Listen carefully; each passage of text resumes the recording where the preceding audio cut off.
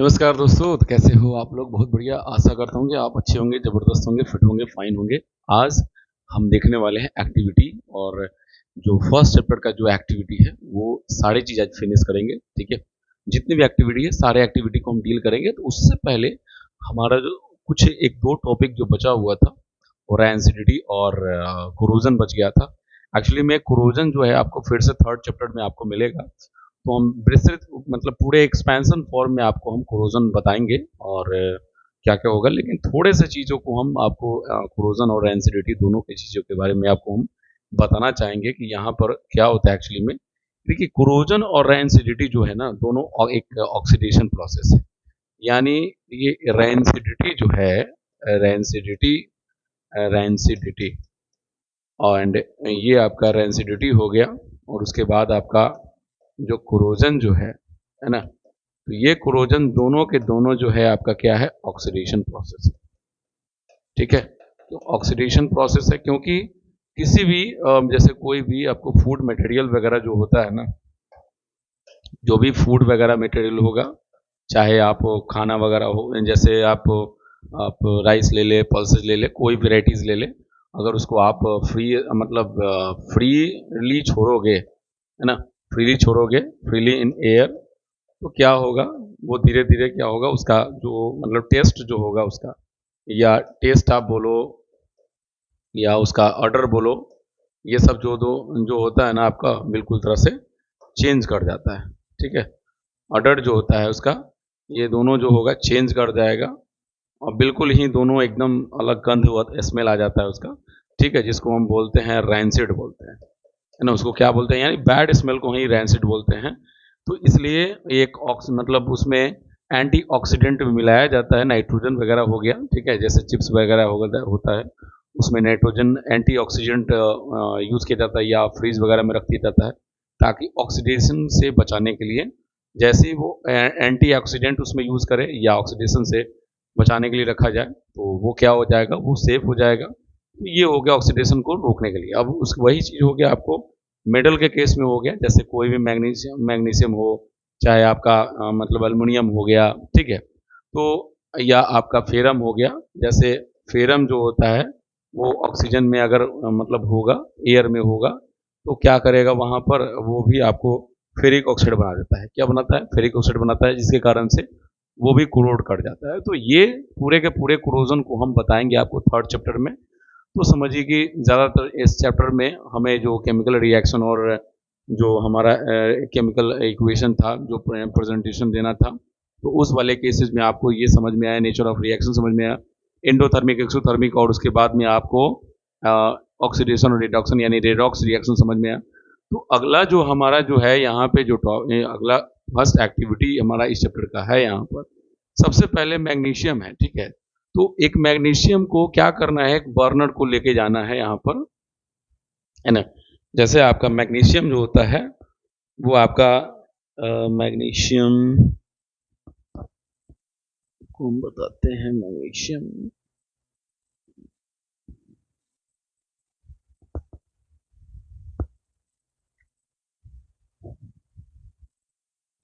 चलो कहीं पे रखा हुआ है।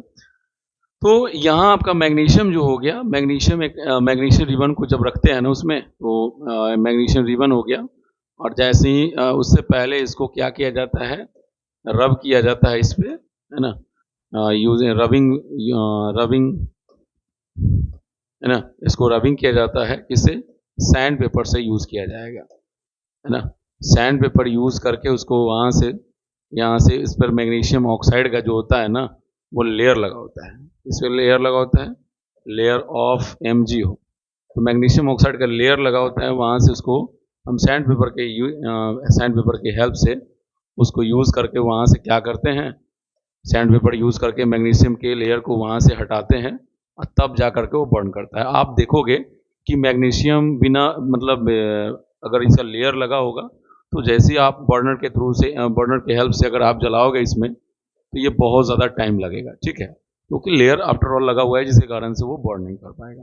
तो ये सारी चीज़ें कारण होती है। जैसे ही इसमें रब करने, सैंड पेपर यूज़ करके जैसे रब किया जाएगा, तब ईजी से वो बर्न करना स्टार्ट कर देगा, और बहुत ज़्यादा डैजलिंग इसका जो शार्प लाइट होता है इसका, ठीक है, ये आपका जो आएगा शार्प लाइट आएगा इसका, और जिसको हम बोलते हैं क्या, डैजलिंग, है ना, डैजलिंग लाइट बोल सकते हैं। और इसके क्या होता है ना कि आपको ग्लव्स, सॉरी, ऑप्टिकल्स वगैरह यूज़ करना पड़ता है, क्योंकि बहुत ज़्यादा शार्प लाइट हो सकता है और आपको थोड़ा डिस्टेंस पे करना पड़ेगा। तो ये इसके प्रिकॉशन भी होते हैं। ये चीज़ मैंने जो बताया, इसमें जो हो रहा था वो बताया। एक और चीज़ है यहाँ पर कि जब मैग्नीशियम को यहाँ पर बर्न करवाया जाएगा ऑक्सीजन के प्रेजेंटेशन में, तो यहाँ पे क्या बनाएगा, एमजीओ बनाएगा। ठीक है, तो और इस, तो ये आपका एक्सोथर्मिक हो गया। और जैसे ही इस एमजीओ को जैसे ही आप वाटर में रखोगे, तो भैया वाटर में रखने का क्यों नीड होता है? सबसे बड़ी बात है कि वाटर में रखने का नीड क्यों होगा, हम दो चीज़ों को देख सकते हैं यहाँ पर। जैसे इस बात, इसके बारे में हमने आपको शायद बताया भी था कि जैसे ही एमजीओ को जैसे ही H2 में डालेंगे तो मैग्नीशियम हाइड्रोक्साइड बनाएगा, और ये वाटर को क्या करेगा, ऑब्जर्प्शन कर लेता है, ऑब्जर्व कर लेता है। तो यहाँ ऑब्जर्प्शन ऑफ क्या हो गया, ऑब्जर्प्शन ऑफ हीट हो गया यहाँ पर। तो यहाँ दोनों मैटर है। ऊपर वाला जो हो गया आपको, ये वाला जो हो गया आपको एंडोथर्मिक हो गया, है ना, एंडोथर्मिक हो जाता है। और ये जो हो जाता है आपका क्या, सॉरी माफ़ कीजिएगा, गलती हो गया, एक्चुअली में बोलना क्या था, निकल क्या गया। ये आपका जो हो जाएगा एक्सोथर्मिक हो जाएगा यहाँ पर, है ना, एक्सोथर्मिक रिएक्शन हो जाएगा, है ना। ये आपका एक्सोथर्मिक होगा और ये हीट को ऑब्जर्व कर रहा है, इसलिए क्या हो जाएगा यहाँ पर, ये एंडोथर्मिक हो जाएगा। ठीक है, तो एंडोथर्मिक रिएक्शन हो गया। तो याद रखिएगा कि अगर क्वेश्चन आपसे पूछा जाए तो इस तरह का जवाब आपको रखना है। ढेर सारी चीज़ें मैंने आपको बताया, इसमें हो सकता है जो भी चीज़ें पूछा जाए आप वो क्वेश्चन को देख करके ध्यान से बनाइएगा। तीसरी एक्टिविटी बहुत ज़्यादा इंपॉर्टेंट रहता है, यहाँ पर ऑक्सीजन की गैस रिक्वायरमेंट होती है, तब जाके ऐसा होता है। ठीक है, अगला हम देखते हैं, अगला देखते हैं। उसके बाद में हमारा सेकंड नंबर क्वेश्चन यहाँ पर है। आज तो लाइन लगी हुई है, पूरे का पूरा यहाँ पर है, यहाँ पर। ठीक है, चलिए तो यहाँ से इसको भैया को हटाते हैं यहाँ से। अब देखिए यहाँ पर हमारा जो है क्या है, ये लेड नाइट्रेट हो गया और पोटेशियम आयोडाइड है। ठीक है, तो PbNO3 ना, PbNO3 ऑफ वोल्ट वाइज हो गया और यहाँ प्लस KI है। तो क्या है कि ये आपका जो होगा एक्वस होगा, ये भी आपका एक्वस होगा, दोनों के दोनों कलरलेस है ना। ये भी आपका कलरलेस है और ये भी आपका कलरलेस हो गया। तो दोनों के दोनों कलरलेस है, और जैसे ही कलरलेस में इसका रिएक्शन होगा, मतलब आपको एक टेस्ट ट्यूब में, इसका भी टेस्ट ट्यूब में रखा जाएगा, इसको यहाँ से, है ना। तो इसमें आपको रखा जाएगा किसका, PbNO3 को रखा जाएगा। ये आपका तो कलरलेस होता है। और दूसरे वाले टेस्ट ट्यूब में आप रख दीजिए किसको, पोटेशियम आयोडाइड को रख दीजिए। किसको रख देंगे, पोटेशियम आयोडाइड को रख देंगे। तो दोनों में क्या होगा, यहाँ पर रिएक्शन करके क्या बनाएगा आपको मालूम है, यहाँ बनाएगा ये PbI2 बना लेगा। ठीक है, जो कि आपका जो हो जाएगा यहाँ पर, ये येलो प्रेसिपिटेट कर जाएगा, येलो PPT बनता है यहाँ पर। और उसके बाद में यहाँ जो होगा KNO3 जो होगा वो एक्वस होगा, यानी उसी उसी टेस्ट ट्यूब में जैसे रखा जाएगा ना, तो वहाँ पर क्या आपको बनाएगा, वहाँ पर KNO3 बनाएगा। वहाँ पर देखता हूँ वहाँ पर आ रहा है कि नहीं। चलो ठीक है, थोड़ा सा दिक्कत है। ये देखिए यहाँ पर KNO3 यहाँ पर है आपका। ठीक है, थोड़ा सा कैमरे को मूवमेंट कर देते हैं यहाँ पर। चलो ठीक है, ये आपका हो गया यहाँ पर KNO3 है। ठीक है, तो ये आपका एक्वस होगा बट कलरलेस होगा। याद रखिएगा, ये यहाँ पर आपका, ये आपका कलरलेस हो जाएगा। तो ये चीज़ हो गया। तो यहाँ पर एक चीज़ क्या देखा आपने कि दोनों में, दोनों का आयन एक्सचेंज हो गया, यानी कि ये डबल डिस्प्लेसमेंट को भी बताता है। अगर आपसे पूछा जाए कि डबल डिस्प्लेसमेंट को प्रेसिपिटेशन रिएक्शन भी बोलते हैं, तो ये मत लिखो यार कि प्रेसिपिटेट करता है, क्यों जरूरत है, आपको मालूम है एक चीज़ से डबल निशाना मारो, वहाँ पर दोनों चीज़ें हो जाएगी। ठीक है, तो उतनी आपको ज़्यादा कॉम्प्लेक्स लेने की ज़रूरत नहीं है, और उतने चीज़ों से आप ना मतलब क्लियर नहीं हो पाता है। इसलिए आप सीधे सीधे समझिए, यहाँ पर आपको एकदम लॉजिकली आपको आंसर लेना है। ठीक है, तो ये चीज़ को दोनों को रखिए, यहाँ पर रिएक्शन करवाइए। यहाँ पर येलो PPT बना, पूरा जो जो आएगा आपको टेस्ट ट्यूब में पूरा एकदम येलो येलो कलर का प्रेसिपिटेट कर जाएगा, यानी बॉटम पार्ट में जा करके वहाँ पर बैठ जाएगा। जिससे पता चलेगा कि वो जो है ना आपका क्या है, वो येलो पीपीटी है, और कलरलेस जो सॉल्यूशन जो बचेगा ऊपर में आपका KNO3 हो जाएगा। ठीक है, तो इसमें आपने ये चीज देखा था। चलिए अगला, अब एक और बात बताते हैं कि इसमें कि अगर कहीं कहीं पर ऐसा होता है 1 मार्क्स में, अगर ऐसा रहे कि मान लो कि अगर लेबोरेटरी में अगर मान लो कि आपका ये नहीं रहे, ठीक है, lead nitrate, sorry, lead nitrate नहीं रहे, ठीक है, तो आपका लेड नाइट्रेट नहीं रहेगा तो हम क्या, आप क्या कीजिएगा इसके लिए। तो इसमें जरा एक चीज जरा ध्यान है कि अगर मान लिया जाए कि ये आपका बिल्कुल ही ना रहे, ठीक है, ये आपका नहीं रहे, लेकिन एक चीज तो जरूर है, श्योर है कि इसमें आपको आपको ये तो बनाएगा, ठीक है, ये पक्का बनने वाला है। लेकिन एक चीज और है कि इसमें से आपको इसको हटाना पड़ेगा, इतना श्योर है कि ये आपको बनेगा, के आई रहना ही है। मतलब लेड नाइट्रेट नहीं रहेगा तो क्या रहेगा, आप उसको आप लेड एसिडेट बना सकते हो यहाँ पर कि आप क्या कर सकते हो, लेड एसिडेट यानी CH3, है ना, CH3 COO ट्वाइस हो गया, और ये PB हो गया, तो लेड एसिडेट हो गया यहाँ पर। इसको करवाया जाएगा तो क्या बनाएगा यहाँ पर बना लेगा भैया, क्या बनाएगा, CH3 पोटेशियम एसिडेट हो जाएगा, ठीक है, ये बना लेगा पोटेशियम एसिडेट, लेकिन ये तो बनना ही है। तो इसके बिया पर भी आपको एक चीज ध्यान रखिएगा, ऐसे तो छोटे छोटे जो पॉइंट्स होते हैं वो बहुत ज़्यादा इंपॉर्टेंट रहते हैं, इसलिए एक्टिविटी को टच करना बहुत ज़्यादा इंपॉर्टेंट है आपके लिए, ठीक है। और गारंटेड है अगर इतना आप करते हो तो मुझे नहीं लगता इस चैप्टर में आपको कहीं से क्वेश्चन आए और आप ना बना पाओ, ये नहीं समझता है, ठीक है। तो जल्दी से जल्दी आप मेरे चैनल को सब्सक्राइब करो, वीडियो को लाइक ज़रूर करो और शेयर जरूर करो अपने दोस्तों को, ताकि ये इस वीडियो का बेनिफिट आपके दोस्तों को मिल पाए और अगले जो हमारा कंटेंट आएगा उस पर भी आपको मिल पाएगा। अब तो क्वेश्चन का पहाड़ ही आएगा आपके पास में, ढेर सारे क्वेश्चंस होंगे, ठीक है, तो क्वेश्चंस को हम आपको डील कर देंगे, यहाँ पर आपको दिखा देंगे, तो उसमें देखिएगा तो उसमें कौन कौन से क्वेश्चन, मतलब इसमें अगर आप पहले क्या करना है कि क्वेश्चन को देख करके आपको क्वेश्चंस को बनाना है, और फिर उसके बाद आप खुद उस चीज़ों को देखना है कि हाँ क्वेश्चंस को कैसे आंसर लिखा जाता है, तो कैसे हम मार्क्स कंटेन कर सकते हैं, कैसे गेन कर सकते हैं, ये सारी चीज़ मैं आपको बताने वाला हूँ अगले वीडियो में, ठीक है। तो चलिए अगला देखते हैं यहाँ पर। तो ये चीज़ तो हो गया, क्लियर हो गया। अगला हम अपना टॉपिक निकालते हैं। अगला है हमारा यहाँ पर कि जिंक जो हो गया है ना, जिंक HCl, या आपको यहाँ पर रिएक्शन होगा किसके साथ में, HCl के साथ में होगा, ठीक है। HCl के साथ में होगा तो क्या होगा, क्या हो सकता है, मान लिया जाए कि एक अगर जिंक ग्रेनल्स है ना, जिंक ग्रेनल्स को रखा जाएगा यहाँ पर, जिंक ग्रेनल्स को HCl में रखा जाएगा तो क्या बना सकता है। आपको मालूम है ये मेटल है, ठीक है, ये मेटल है और ये आपका एसिड हो गया, तो मेटल और एसिड का रिएक्शन जब होगा तो क्या बना सकता है, ये आपको बनाएगा ZnCl2 यानी सॉल्ट बनाएगा, और प्लस में यहाँ पर H2 गैस निकलेगा, ठीक है। तो एक चीज़ याद रखिएगा, या तो आप गैस लिखो, नहीं तो गैस नहीं लिखते हो तो यहाँ पर आप ऐसा भी लिख सकते हो, ये H2 को लिख करके आप एरो भी दे सकते हो, यानी गैस हमेशा कभी भी होगा तो वहाँ से क्या होगा, बबल्स निकलेगा, इसी को बोलते हैं इफर्वेशंस बोलते हैं, ध्यान रखना है। अब अगले अगला देख सकते हो आपकी Zn प्लस वही H2SO4 को रखोगे तो क्या बनाएगा, यहाँ पर बनाएगा आपको ZnSO4 बनाएगा, और प्लस यहाँ पर H2 गैस यहाँ पर भी लिबरेट करेगा।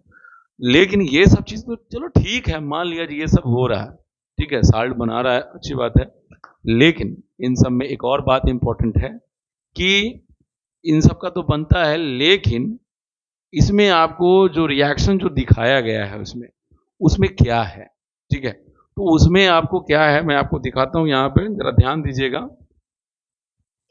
यहाँ पर आपको ध्यान देने की ज़रूरत है क्योंकि आज जो तो हम समझाने वाले हैं आपको, गौर से देखते रहिए, ठीक है। ये आपका एक टेस्ट ट्यूब हो गया, ये आपका जो हो गया टेस्ट ट्यूब हो गया, इस टेस्ट ट्यूब में है ना ये आपको रखा गया है ना, ये स्टैंड रखा गया है, यहाँ पर ये स्टैंड है, और इसमें जो है आपका रखेंगे, इसमें क्या, इसमें रखेंगे जिंक इसको क्या नाम है H2SO4 को, ठीक है, और यहाँ से हम डालेंगे, इसमें रबर कॉक बना देंगे यहाँ से, तो रबर कॉर्क ये बन गया, ये हो गया। और यहाँ से आपका एक डिलीवरी ट्यूब रहेगा, डिलीवरी ट्यूब होगा, ठीक है, जो इस तरह से आपको जाएगा यहाँ से। और यहाँ पर एक आपको इस तरह का कंटेनर मिला रहेगा यहाँ पर, ठीक है। उसी में आपको, और ये आपको जो रखा गया है इसमें वो क्या है एक्चुअली में, ये आपका सोप सॉल्यूशन, ठीक है। ये हो गया आपको सोप सॉल्यूशन है।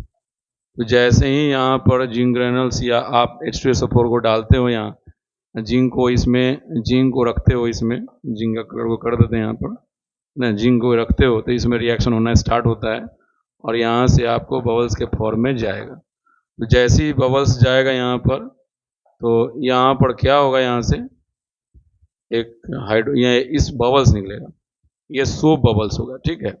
ये क्या होगा यहाँ पर, सोप बबल्स हो जाएगा, ठीक है। और ये सोप बबल्स के पास में आप अगर बर्निंग कैंडल लेके आते हो, यहाँ पर बर्निंग कैंडल लेके आओगे यहाँ से, तो क्या होगा, यहाँ पर ये पॉप साउंड करेगा, जिसके कारण से हम आइडेंटिफाई करते हैं कि वो आपका H2 है। लेकिन ये चीज होगा, इसके बबल्स बनेगा, वहाँ पूरा आपको एक तरह का स्फीयर होगा, उसी के अंदर में आपको H2 गैस भरा रहेगा और बर्निंग कैंडल जैसे ही लाएंगे तो वो पॉप साउंड क्रिएट करेगा, जिसके बेसिस पर हम बताएंगे कि ये हमारा इस तरह से रिएक्शन को रिप्रेजेंट किया जा रहा है, ठीक है। तो ये हो गया। मान लिया जाए कि अगर HCl इसके जगह पर हम HCl को रखते हैं, तो यही चीज है कि इसमें ZnCl2 बनेगा इसमें, और हाइड्रोजन गैस तो दोनों के गैस में निकलना है, ठीक है। तो समझ में आ गया ना इसमें क्या हुआ एक्चुअली में। उसके बाद में आपको और भी चीजें थी, ठीक है। तो इसमें ये पूरे के पूरे बातें हमने आपको बता दिया, ठीक है। चलिए, तो आप जरूर लाइक कीजिए हमारे वीडियो को, आप लाइक। चलिए अगला देखते हैं अपना टॉपिक। इसके बाद में है हमारा क्विक लाइम है, तो ये तो आपको शायद अच्छे से और जानकारी है ही। रुको भैया, ओह हमें करना है नीचे करना, इंटर बटन दबाना है ना, चलो ठीक है, ठीक है। चलिए इसको हटाते हैं यहाँ से। अब ये क्या करना है, आपको बीकर लेना है, ठीक है। आपको एक लेना है बीकर, बहुत बड़ा बीकर भैया ले लिया मैंने, छोटा सा बीकर हम 100 ml का ही बीकर ले लेंगे यहाँ से, ठीक है। और इसमें आप क्या डालिएगा, यहाँ से इसमें आप डाल दीजिए आप क्या, H2O है ही, और इसमें एक बड़ा सा आपको डालना होगा, क्विक लाइम डालना होगा, बड़ा सा है ना, पत्थर जैसा, आपको चूना पत्थर जिसको बोल सकते हो, है ना, क्या बोलेंगे, चूना पत्थर, चूना पत्थर हो गया जिसको आप बोल सकते हो। क्विक लाइम ऐसे भी तो लिखा हुआ है ही, जिसको बोलते हैं CaO, ठीक है। तो ये CaO को जैसे ही रखेंगे तो इसमें क्या होगा, एक तरह का हिसिंग साउंड आएगा। हमने तो इसके बारे में पहले ही बता दिया था, हिसिंग साउंड आएगा। और ये कंटेनर जो होगा क्या हो जाएगा, पूरा का पूरा ये कंटेनर जो होगा वो क्या हो जाएगा, वार्म हो जाएगा, कंटेनर बिकम्स वार्म। तो आप क्या देख रहे हो ना कि ये आपका एक्सोथर्मिक भी हो गया। तो ये इस एक्टिविटी से आपको ये चीज पता चला कि कैसे हम कैल्शियम हाइड्रोक्साइड को बना सकते हैं, ठीक है। कैल्शियम हाइड्रोक्साइड बनेगा यहाँ पर। और एक और बात है, जैसे ही इसको हीट मिलेगा यहाँ पर, तो क्या क्या बनेगा यहाँ पर बनेगा ये चीज कि फिर से वो कैल्शियम ऑक्साइड मिल जाएगा, ठीक है। इसको फिर से हीट दिया जाएगा तो क्या होगा, कैल्शियम ऑक्साइड फिर से मिल जाएगा और वाटर इसमें से गायब हो जाएगा, आप खुद। लेकिन एक और बात है इसमें कि जैसे ही इसको थोड़ी देर के लिए छोड़ दीजिएगा, तीनों का मतलब जैसे जब बनेगा ना उस समय इसका जब होगा सो स्टेट सो, है ना, उसके बाद देखिएगा थोड़ी देर के बाद में ये पूरी तरह से क्या होगा, इसमें सॉलिड हो जाएगा, ऐसा होता है। तो समय दर समय ऐसा होते जाता है, ठीक है। लेकिन ये इसमें जो रिएक्शन जो होना था, दोनों का कॉम्बिनेशन रिएक्शन को भी समझाना था यहाँ पर, तो सिंगल एक कंपाउंड बना रहा है जिसके भी यहाँ पर ऐसा बातें हो रही है, ठीक है। चलिए अगला देखते हैं। अगला जो है हमारा जो है इसके बाद में फेरस सल्फेट का हो गया, डिकम्पोजिशन है। तो ये अगला हमारा यही बताना है, यानी कि फेरस सल्फेट हो गया। तो फेरस सल्फेट में क्या होगा जरा हम ये देखेंगे इसमें। चलो अगला है हमारा टॉपिक है फेरस सल्फेट यानी FeSO4 हो गया। देखो FeSO4 है, यहाँ पर 7H2O होता है, ठीक है। ये आपका एक तरह का क्रिस्टल फॉर्म हो गया यहाँ पर। तो क्रिस्टल फॉर्म जैसी होगा उस समय इसका कलर जो होगा वो ग्रीन होगा, ठीक है। इसको आप ब्लू सॉरी ग्रीन विट्रॉल बोल सकते हो। विट्रॉल, विट्रॉल वर्चुअल बोल रहा हूँ, सॉरी, विट्रॉल REOL, है ना। ये है विट्रॉल हो गया, तो ये चीज़ है। चलिए अगला देखते हैं। इसके बाद में ये ग्रीन विट्रॉल हो गया। अब जैसे ही इसको हीट दिया जाएगा तो ये बनाएगा FeSO4, जो होता है आपका एनहाइड्रस, है ना।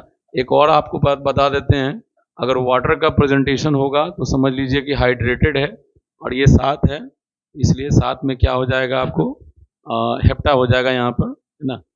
आपको इस तरह से, तो ये आपको हाइड्रस हो गया यहाँ पर, और ये एनहाइड्रस हो गया। एनहाइड्रस का मतलब होता है वाटर का प्रेजेंटेशन नहीं होना, और तब जाकर के ये स्प्लिट करेगा। किस फॉर्म में स्प्लिट करेगा देख सकते हैं यहाँ पर, आपको स्प्लिट करेगा किसमें, Fe2O3 में टूटेगा, और प्लस में SO2 प्लस SO3 गैस बनेगा, दोनों के दोनों गैस हो जाएगा यहाँ पर, और ये जो हो जाएगा रेडिश ब्राउनिश कलर हो जाएगा, ठीक है। तो रेडिश ब्राउनिश कलर होगा, जिसके भी यहाँ पर आप समझ सकते हो कि दोनों में क्या गैस का फॉर्मेशन हुआ, कलर में चेंजिंग आया, पूरी तरह से एनहाइड्रस हुआ, गायब हो गया, फिर से आप वाटर डालोगे फिर से ग्रीन कलर बन जाएगा। और जैसे ही इसके बाद में फिर ये तो हिट ऑलरेडी हो रहा है, फिर से उसके बाद में, है ना, आपका कलर जो हो जाएगा वो रेडिश ब्राउन हो जाएगा। समझ गए। चलिए अगला हमारा, ये तो समझ में आ गया कि इसमें एक्चुअली में क्या होता है, कलर में चेंजिंग हुआ। तो ये सब कैरेक्टरिस्टिक्स हो रहा है, ठीक है, कैरेक्टरिस्टिक्स है, कलर में चेंजिंग है, गैस का फॉर्मेशन है, ये सब भी है। अब आगे देखते हैं अगला हमारा क्या है यहाँ पर, लेड नाइट्रेट हो गया। तो वो भी एक थर्मल डिकम्पोजिशन था, उसको हम क्या कर रहे थे, डिकम्पोज कर रहे थे, जिसके कारण से ऐसा हुआ, ठीक है। अब देखते हैं अगला, देखते हैं यहां पर है लेड नाइट्रेट है। तो लेड नाइट्रेट का क्या हो जाएगा, PbNO3 ऑफ फोल्ड ट्वाइस होगा, जो आपका एक व्हाइट क्रिस्टल होता है वहां पर, आप समझ सकते हो यहाँ कि एक व्हाइट होगा यहाँ पे कलर, जिसका व्हाइट होगा, और जैसे ही इसको हीट दिया जाएगा तो ये देख रहे हो हीट का प्रेजेंटेशन है, यानी कि इंडोथर्मिक हो रहा है, ठीक है, ये इंडोथर्मिक हो रहा है यहाँ पर। और जैसे ही हीट दिया जाएगा तो यहाँ पर क्या बनेगा, PbO2 बनेगा, प्लस में NO, है ना, NO प्लस O2 हो जाएगा। तो ये आपका जो होगा ब्राउन फ्यूम्स होगा यहाँ पर, है ना, ब्राउन फ्यूम्स हुआ। तो इस तरह से है। आपको इसमें क्या देखने को मिल रहा है, देखने को ये मिल रहा है कि जैसे ही टेस्ट में इसको हीट दिया जा रहा है बर्नर से, तो क्या हो रहा है यहाँ पर कि PbO2 बन रहा है, ठीक है। और PbO2 होने के बाद में आपका नाइट्रोजन ऑक्साइड बन रहा है वहाँ पर, जिसके कारण से वहाँ ब्राउन कलर का चेंजिंग आता है, उसमें फ्यूम्स होता है, गैस जो निकलता है ना, वो चीज़ हो गया, और ऑक्सीजन गैस उसमें निकलेगा। तो ये आपको हीट के प्रेजेंटेशन में हुआ, इस तरह का चेंजेस देखने को मिला, ठीक है। तो ज़रूर लाइक तो ज़रूर ठोको, इतना तो आपके लिए हो रहा है, बनता है आपके लिए। चलिए चैनल को ज़रूर सब्सक्राइब कीजिए, आगे देखते रहिए, क्योंकि अगला वीडियो हमारा क्वेश्चंस पे जाएगा, इसलिए चलिए अगला देखते हैं। यहाँ पे इलेक्ट्रोलिसिस है, यानी H2O को, अरे भैया रुक जाओ,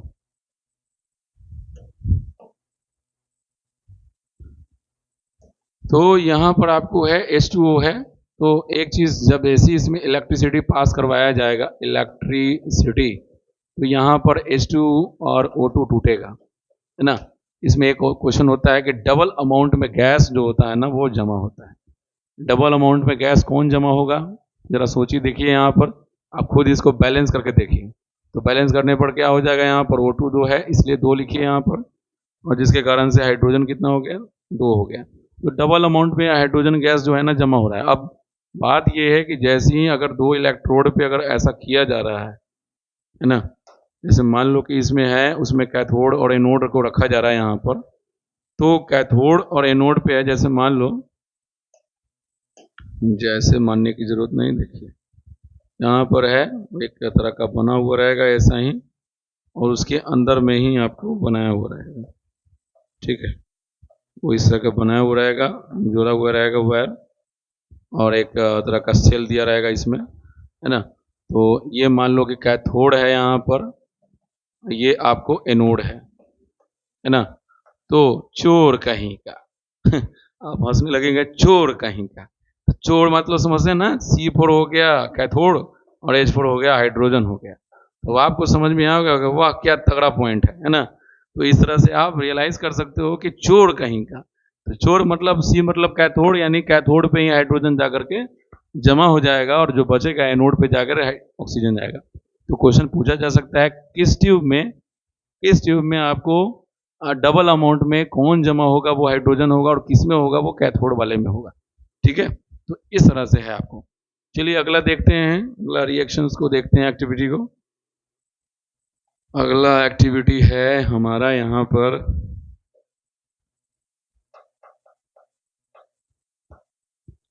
तो अगला है यहाँ पर है कि फोटो कंपोजिशन है, यानी कि यहाँ जो है ना सिल्वर क्लोराइड को मतलब सिल्वर क्लोराइड है यहाँ पर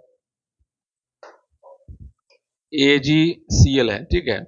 अब यहाँ पर इसको मिलेगा क्या, सनलाइट मिलेगा, इसको क्या मिलेगा, सनलाइट मिलेगा, जिसके कारण से ये Ag और प्लस Cl में टूटेगा, तो कलर जो होगा वो ग्रेइश कलर हो जाएगा। इसका कौन सा कलर हो जाएगा, ग्रेइश कलर होगा।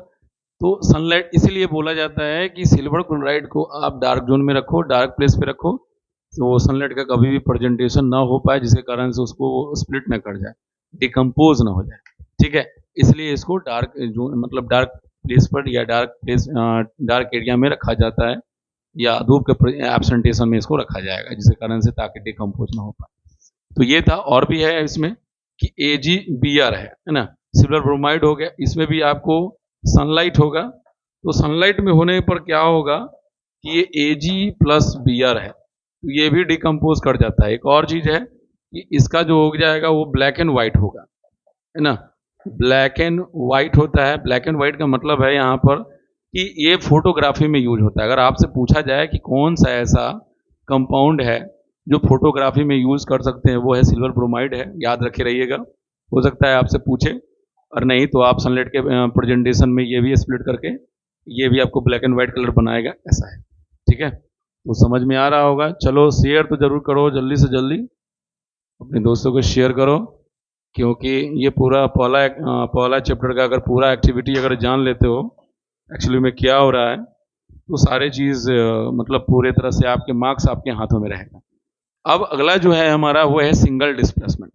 और एक और बात बताता हूं इसमें कि सिंगल डिस्प्लेसमेंट में जहां देखो सिंगल डिस्प्लेसमेंट है, गलती से मतलब कहीं भी देख लो, सीधे अगर एक्सोथर्मिक पूछे ना तो पहले टिक मारो, गलती से भी, क्योंकि जितने भी सिंगल डिस्प्लेसमेंट रिएक्शन जो होता है ना, उसमें हीट तो इवॉल्व होना ही है। ठीक है, हीट पक्का होगा। इससे पहले भी हमने आपको वीडियो में बताया था कि जो भी डिस्प्लेसमेंट रिएक्शन होगा वो अभी आपको उसमें हीट तो इवॉल्व होगा, ठीक है, यानी कि एक्सोथर्मिक रिएक्शन का एग्जाम्पल भी होगा। और दूसरी बात यह है कि आप रेडॉक्स रिएक्शन को भी समझा सकते हो, यानी रिडक्शन और ऑक्सीडेशन दोनों को समझा सकते हो। तो इससे अच्छा कोई नहीं हो सकता, चाहे वो एक्सोथर्मिक समझाना हो, चाहे वो आपको रेडॉक्स रिएक्शन समझाना हो। तो एक्चुअली में अब चलिए, तो ये तो मैंने आपको बता दिया कि इस एक्टिविटी, इसलिए मैंने कहा एक्टिविटी रीढ़ की हड्डी होती है। विदाउट एक्टिविटी में आप समझो कि केमिस्ट्री में कुछ नहीं कर सकते हो, आपके लिए कोई मतलब जान नहीं रह पाएगा, इसलिए आपको एक्टिविटी पर पूरे के पूरे फोकस करना पड़ेगा।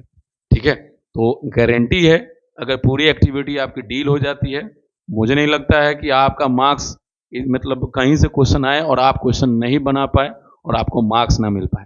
ठीक है, तो स्टे ट्यून, हमारे साथ बने रहिए, वीडियो को इन तक देखिए, तभी मजा आएगा, तभी शानदार और जबरदस्त आप फिट और फाइन रहिएगा, क्योंकि नॉलेज आने के बाद ही व्यक्ति अपनी राहों को आगे ले जा सकता है, और जो भी मंजिल हमारी रहेगी ना, वो भी हमारे नॉलेज के सामने ही झुकेगा, क्योंकि नॉलेज है तो मंजिल है, और नॉलेज नहीं तो मंजिल कुछ नहीं। ठीक है, तो चलो आगे देखते हैं।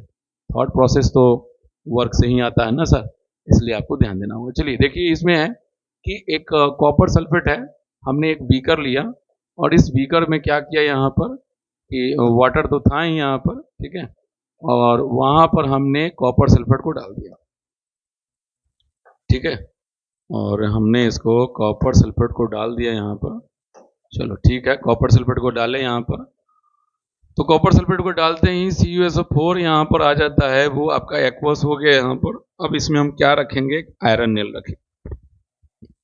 ठीक है, इसमें रखेंगे एक आयरन नेल रखेंगे, ये है आपका आयरन नेल, ये आपका आयरन नेल हो गया। तो जैसे ही आयरन रखा जाएगा तो क्या होगा, यहाँ Fe तो है ही, और प्लस में आपका हो जाएगा CuSO4 हो जाएगा। ठीक है, तो इसमें क्या होगा, ये भाई साहब इससे मोर रिएक्टिव है, तो क्या होगा यहाँ पर FeSO4 बनाएगा, जो कलर हो जाएगा ग्रीन, है ना, क्योंकि वाटर का तो प्रेजेंटेशन रहेगा ही, और ये आपका जो बना लेगा यहाँ पर Cu। तो यहाँ क्या हो रहा है, यहाँ देख रहे हो ना, Fe जो है इसको कॉपर को यहाँ पर डिस्प्लेस किया, और यहाँ इसके साथ में अपने इलेक्ट्रॉन को लूज किया, इसलिए क्या हो गया, यहाँ पर इलेक्ट्रॉन को लूज करने के कारण का मतलब ये हो गया कि वो आपका हो जाएगा ऑक्सीडेशन, ये ऑक्सीडाइज करके FeSO4 बनाया, और CuSO4 रिड्यूस होकर के कॉपर बना लिया, और कॉपर जाएगा कहाँ, जितना इसमें कॉपर होगा इसके सॉल्यूशन में, वो पूरे इसके RNL के सरफेस पे जाकर के जमा हो जाएगा। जब आप इसको निकालोगे तो देखोगे उसमें कि आपका आयरन जो है उसमें, सॉरी, कॉपर जो है उस पर डिपॉजिट है।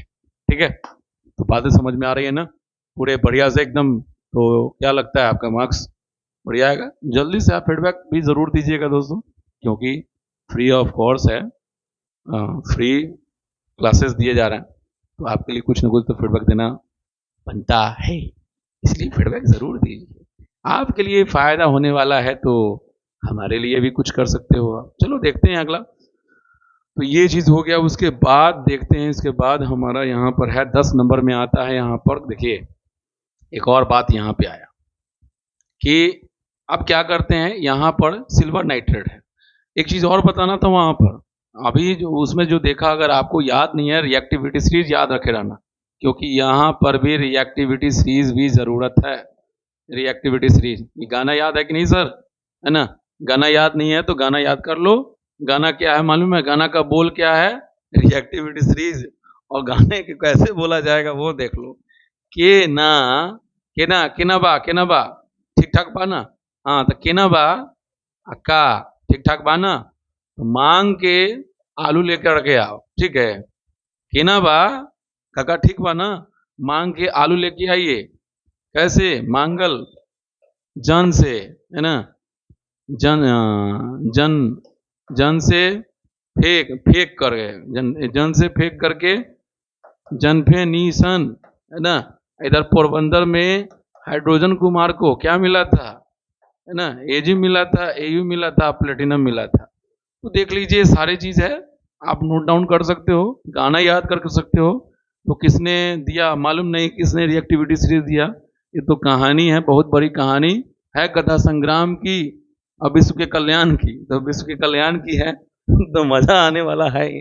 चलिए स्टे ट्यून लगे रहिए हमारे साथ, आगे आपको बताते हैं। यहाँ पर तो Cu हो गया यहाँ पर, और यहाँ है AgNO3 है। तो जैसे ही रखा जाएगा ना, तो ये इससे लेस रिएक्टिव है, क्या करेगा, इसको डिस्प्लेस करेगा और ये CuNO3 बनाएगा। ठीक है, तो CuNO3 बनाएगा यहाँ पर, और ये हो जाएगा होल्ड वाइज हो जाएगा, प्लस Ag हो जाएगा। तो क्या होगा यहाँ पर कि इसका कलर जो हो जाएगा वो ब्लू हो जाएगा, याद रखिएगा। CuNO3 का भी एक कलर जो होता है ब्लू होता है, और ये सिल्वर जो होगा उस पर जा करके जमा हो जाएगा, ऐसा होगा। ठीक है, चलिए अगला देखते हैं। बस थोड़ी देर के बाद हमारा अब खत्म होने वाला है, तो हमारे साथ बने रहने के लिए धन्यवाद। काश लाइव रहता तो मज़ा आ जाता, है कि नहीं? चलिए अगला है हमारा यहाँ पर, अगला है हमारा बेरियम क्लोराइड है। तो BaCl2 है, और ये है आपका Na2SO4 है ना? तो डबल डिस्प्लेसमेंट हुआ, आयन क्या हुआ, एक्सचेंज किया, तो क्या बनाएगा यहाँ पर BaSO4, और ये जबकि वाइट PPT है, ठीक है, वाइट PPT हो गया, और NaCl हो गया। तो ये सब है, जा करके जो भी अगर टेस्ट ट्यूब में करते हैं तो ठीक है, आप बीकर में भी कर सकते हो। तो इसमें आपको वाइट कलर का PPT जो होगा नीचे जा करके बैठा हुआ रहेगा, और ऊपर में आपको सॉल्ट बना हुआ है, तो जा करके वो डिजोल्व रहेगा। ठीक है, तो ये NaCl हो गया पूरा का पूरा, और ये आपका BaSO4 हो गया, जो जा करके नीचे बॉटम पे जा करके बैठ जाएगा, क्योंकि PPT बनेगा तो वो तो बैठेगा ही ना। तो तमाम बातें समझ में आई आपको, किसी तरह की कोई दिक्कत तो मुझे नहीं लगती है। हाँ, अपने तरफ से तो कोई दिक्कत है नहीं, बट है। हाँ, चलिए अगला हमारा है, यहाँ पर है ऑक्सीडेशन है और रिडक्शन रिएक्शन है। तो मैंने आपको बताया कि आप अभी जो हमने आपको जो बताया था इसमें कि ऑक्सीडेशन और रिडक्शन को समझाना है, तो आप इसमें भी ले जा सकते हैं, कॉपर और सिल्वर नाइट्रेट में, नहीं तो इसको आप समझा सकते हैं। तो वही चीज़ हुआ कि कौन रिडक्स मतलब ये उस समय मैंने इसके बारे में बताया था। तो इसके बारे में मैंने आपको पूरी तरह से क्लियर कर दिया ऑक्सीडेशन रिडक्शन। अगर कहीं से भी फिर भी आपको कोई निराश होते हैं, डिसअपॉइंट होते हैं किसी पॉइंट को देख करके, या किसी लगता है कि कुछ क्वेश्चन पूछना है, तो प्लीज़ फीडबैक दीजिए, क्योंकि फीडबैक आपका बहुत ज़्यादा रिमार्केबल है हमारे लिए, क्योंकि आपके लिए और मेरे लिए, क्योंकि करी है वो जिसके कारण से मैं आपको जान पाऊंगा, समझ पाऊंगा, और मुझे वो क्या करना है वो भी मालूम चल पाएगा। तो प्लीज़ ज़रूर हमें फीडबैक अपना ज़रूर दीजिए और हमारे साथ बने रहें। वीडियो को ज़रूर लाइक करें, शेयर करें और चैनल को ज़रूर सब्सक्राइब करें। फिर मिल लेते हैं नेक्स्ट वीडियो में पूरे के पूरे क्वेश्चन के साथ में। इस चैप्टर का हमारा ये चैप्टर फिनिश हो गया। इतने जल्दी 3 क्लासेज में हमने फिनिश कर दिया। इसी तरह से अगला जो हमारा होगा इसके बाद में वो जाएगा फिजिक्स पे जाएगा, ठीक है। तो एक एक करके हम चैप्टर बाई चैप्टर करके दोनों चीज़ बताते जाएंगे ताकि आपको बोरिंग फील ना हो, ठीक है। और चैप्टर को पूरी तरह से क्लियर करेंगे। कहीं से भी आपको कहीं टॉपिक अगर छूट भी जाता हो, या छूटने का तो चांसेस बहुत कम है, लेकिन अगर आपको लगता हो कि हाँ यहाँ पे सर को बताने की ज़रूरत है, तो प्लीज़ अपना फीडबैक ज़रूर दीजिए। फिर मिलते हैं नेक्स्ट वीडियो में नई एनर्जी के साथ में, नए कंटेंट के साथ। Stay tune. फिर मिलते हैं। नमस्कार, जय हिंद दोस्तों, वंदे मातरम।